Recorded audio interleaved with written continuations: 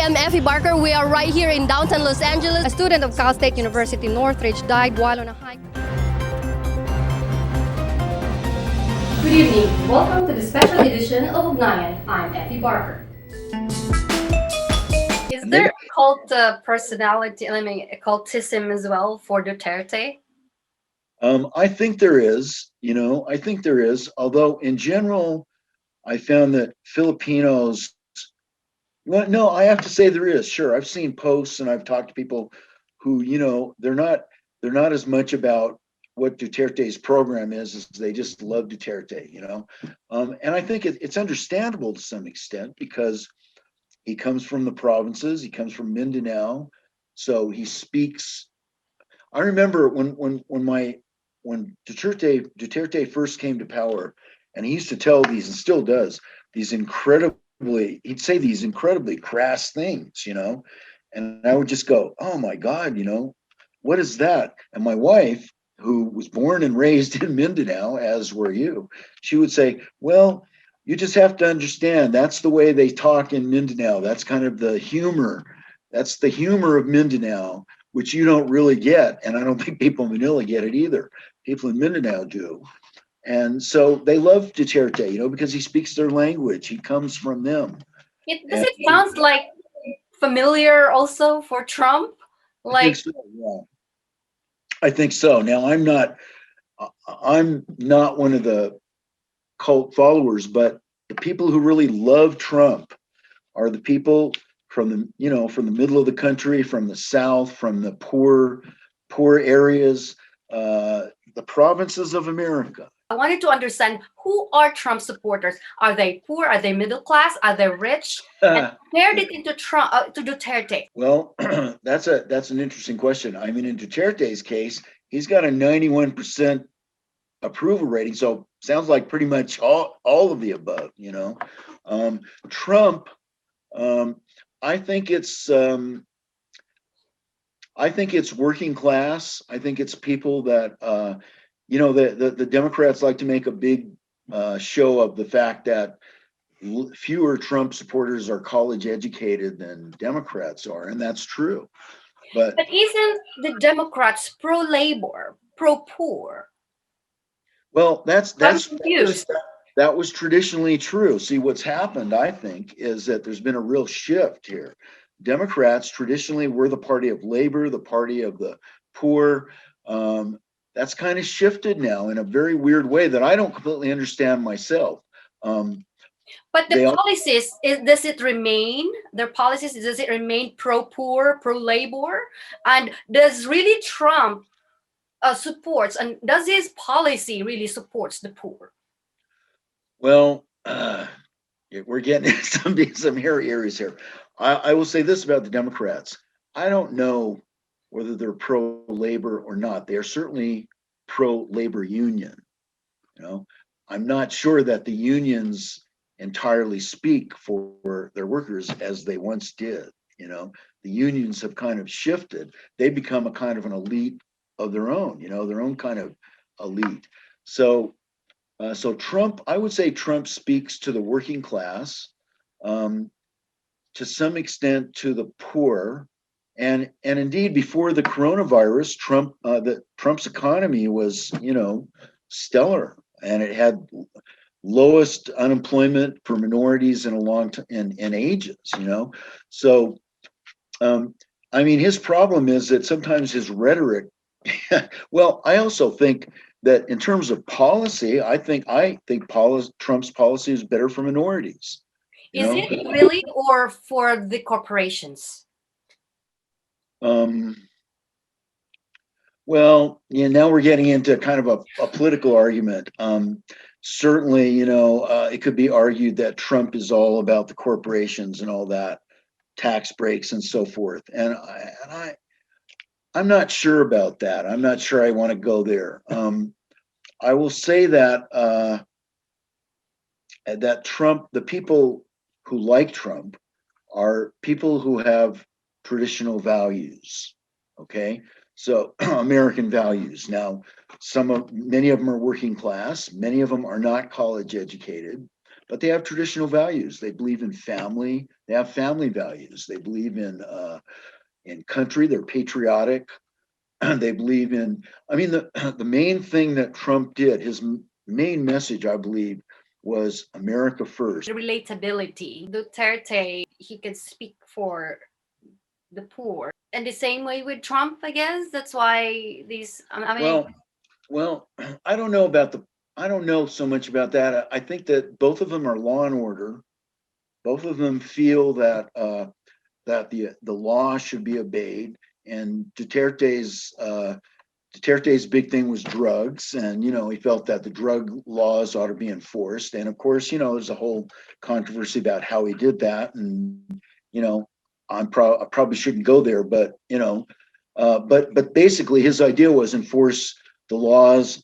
And I will say that a lot of Filipinos feel safer after Duterte took office because he to some extent controlled the drug trade. Um, for Trump, it was immigration. That was his main focus. But both of them are law and order, and I think that law and order appeals to people who are, especially working class people, maybe poor people to some extent. There's two different philosophies here. I'll talk about America, which I'm more familiar with. Um, both parties say they speak for the poor. Okay, Republicans claim to be the party of the poor for the poor, and so do the Democrats. But they have very different ideas about how to help the poor. For Democrats, the way to help the poor is to give them lots of stuff. Give them welfare, give them aids, send them money. Do this, do that. For Republicans, the way to help the poor is through the work ethic, training, values, the work ethic. America is the country of free enterprise. You work hard, you learn a trade or a skill that is marketable, or you have a great idea that's marketable. So they emphasize traditional American values as a way to overcome poverty. the success of both leaders. How do you explain being an American who also lived in the Philippines? You have seen it in both countries. Yeah, How yeah. the similarities and differences of both leaders, and can you explain their success, their style of their success? Yeah. I think a big part of the success for both of them has been that they speak the language of the people, and to some extent that they don't worry about how they sound. They're not worried about sound bites. They don't censor what they say. And Hold on to that. Do they, or do they just say this is because it bites and it's what people likes to hear because it's something new, it's something well, different? it's hard to know that, not knowing either of them personally, but I my sense is that they're both pretty much being themselves, that's really who they are, I think. And that's And what also gets them to trouble. it gets them in trouble as well. It's both a blessing and a curse. The blessing is that people like that. They like somebody who just tells it like it is, and and tells dirty jokes like Duterte, and because he feels familiar. He feels like he's one of them, and they feel a transparency. I'd say both of them are very transparent. You never wonder what they're thinking because they tell you what they're thinking. But that's the blessing. The curse of it is that it constantly, they're both sticking their foot in their mouth and getting in trouble. And obviously, in Trump's on Trump's part, I mean, it pretty much was one of the big factors that led to his demise. But why did Duterte though said he's a bigot? I'm not. He said Trump is a bigot. And I think Trump got a pretty bad rap around the world, and just like Duterte did. And most people around the world look at Trump and they say, "Oh my God, he's gross. He's not a good person. Blah blah blah. He's a bigot." I mean, I personally don't think Trump is a bigot, but that was a rap that the media put on him. And I think probably Duterte was reflecting the sort of worldview or of Trump because of the way he was depicted by American media. We were talking about world opinion. The Philippines, of all the foreign countries, I believe I read that the Philippines generally was more supportive of Trump than any other country. you know, and I think that that's not entirely an accident. I think that they like Duterte, they like Trump, they like plain speaking folk. Fit to print, the article that you wrote, Oh, fit to print, right? yes, yes. Fit to print. You talked about being a undercover reporter for LA Times, and you made a comparison how was reporting back then and now, and that the journalism used to be objective and now it turned to a political activism. Question is the journalism in the Philippines under Duterte, is it the same, or has Duterte more of caused the media to take sides?